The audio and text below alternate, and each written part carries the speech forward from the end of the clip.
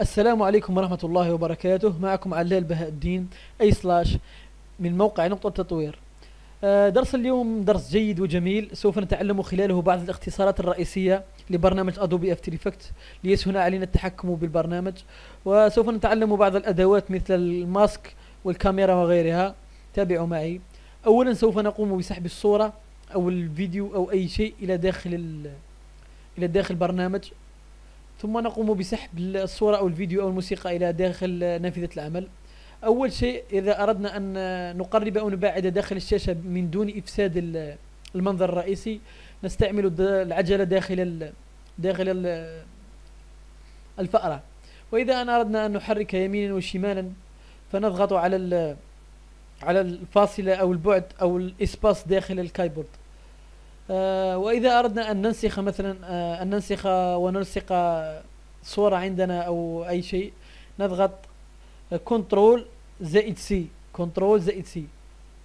وإذا أردنا أن ننسخ عددا كبيرا، كنترول زائد سي أيضا.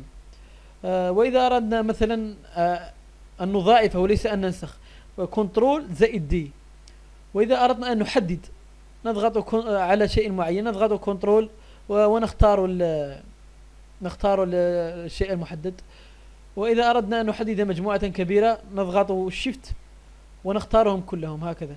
وإذا بعد أن اخترنا من شيفت أردنا أن ننزع منه اختيارا، نضغط على كنترول ثم نضغط على ثم نضغط على الصورة أو الفيديو المراد نزعه وإذا أردنا نحذف شيئا معين طبعا نضغط على سوبريم أو ديليت. نقوم بسحب صورة جديدة. أولا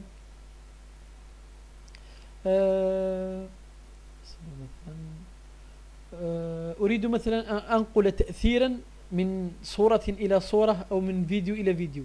أولا أنتج تأثير الأوبتيكال فلايت. سوف أنتج ضوءا وأضعه في الزاوية العليا مثل ما تشاهدون، أجعله شفاف، أرفعه في الزاوية العليا. أصبح لدينا الآن تأثير على الصورة الأولى، لكني أريد نقل هذا التأثير من الصورة الأولى إلى الصورة الثانية. فماذا أفعل؟ كما تشاهدون ليس التأثير على الصورتين. أريد أن أنقل التأثير من صورة إلى صورة أخرى. أولا أفتح المثلث الصغير، أنتقل إلى إفكت ثم أضغط كنترول زائد سي للنسخ. كما قلت أفتح أنسخ ثم أنتقل إلى الصورة الثانية، أدخل أفتح المثلث وأضغط كنترول في لأنقل التأثير، يعني أنسخ التأثير من الصورة الأولى وألصقه بالصورة الثانية. كما تلاحظون انتقل التأثير من الصورة الأولى إلى الصورة الثانية.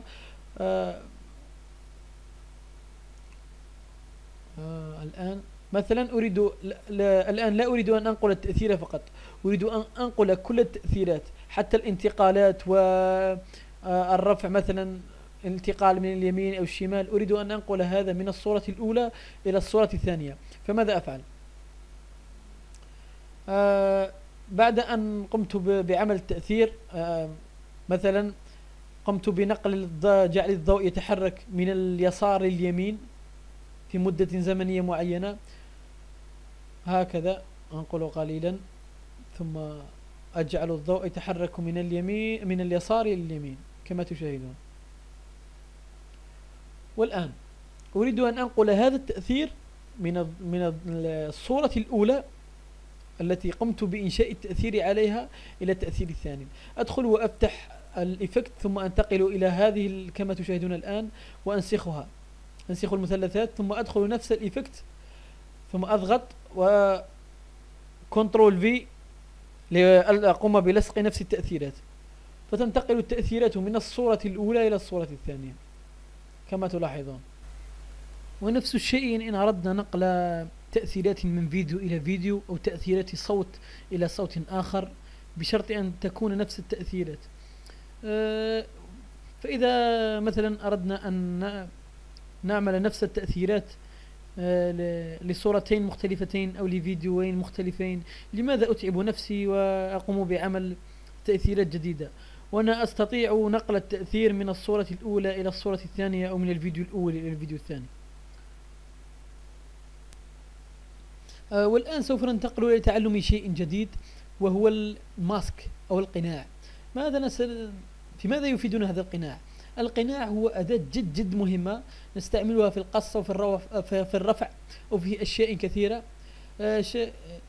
أيقونتها على شكل قلم كما تشاهدها الآن، تضغط عليها، ثم مثلا نريد الآن أن أنزع أو أن أحدد على هذه الكاميرا أو أن أقص هذه الكاميرا، أحدد عليها كما تشاهدون الآن، أضغط ثم أسحب ثم أضغط ثم أسحب. وإن أردت أقرب قليلا بالعجلة التي على الفأرة، ثم أضغط وأسحب، أضغط وأسحب ثم أضغط. تم. لقد الآن كما تشاهدون قطعنا هذا الجزء من الصورة باستعمال الماسك، أو حددناه باستعمال الماسك. وكما تشاهدون الآن تدخلون هنا إلى الماسك، تستطيعون تغيير لونه. فمثلا أريد أن أجعله أخضر، وتغيير اللون يفيدنا في أن ربما الخلفية لا تساعدنا في رؤية الماسك، فنغير لونه لنراه أحسن. وهناك الكثير من الإعدادات داخل الماسك.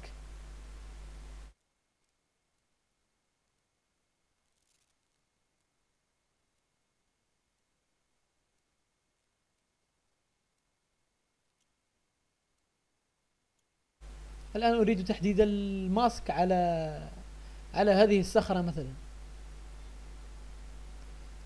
فأضغط وأسحب، أضغط وأسحب، أضغط ثم أسحب، وأحدد الصخرة جيدا، أضغط ثم أسحب هكذا حتى أنتهي. وبعد أن أتممنا القص، أريد الآن أن أجعل الصخرة تظهر وكأنها حقيقية بينهم، وليست صخرة تم قصها أو شيء كهذا. قوموا بحمل الصخرة ونقلها جنب باقي، مثلا هنا أقوم أفتح إعدادات الماسك كما تشاهدون الآن، أضغط ثم أفتح إعدادات الماسك، أضغط على المثلث الصغير، قمت بحذف التأثير. والآن أضغط على المثلث الصغير لتفتح إعدادات الماسك، أغير اللون مثلا إلى أحمر، أبيض أحمر، والآن أفتح الإعدادات.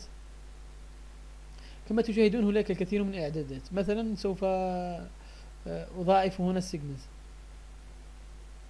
أخليها مثلا 200 أو 200 أو 60 هكذا. كما تشاهدون الآن لقد صارت الصخرة معهم، وكأنه تأثير حقيقي، يعني وكأن الصخرة حقا كانت معهم. تسمح لك هذه التأثيرات بالتحكم بالماسك كاملا، مثل الإضمحلال، جعل الماسك مضمحل، أو تشابك الأطراف، أو جعل الماسك شفاف من ناحية الأطراف. تسمح لك تأثيرات الماسك بالتحكم الكامل به كما تشاهدون. أنقص الشفافية وأضاعفها. ننتقل إلى شيء الآن، خلي الشفافية 100%.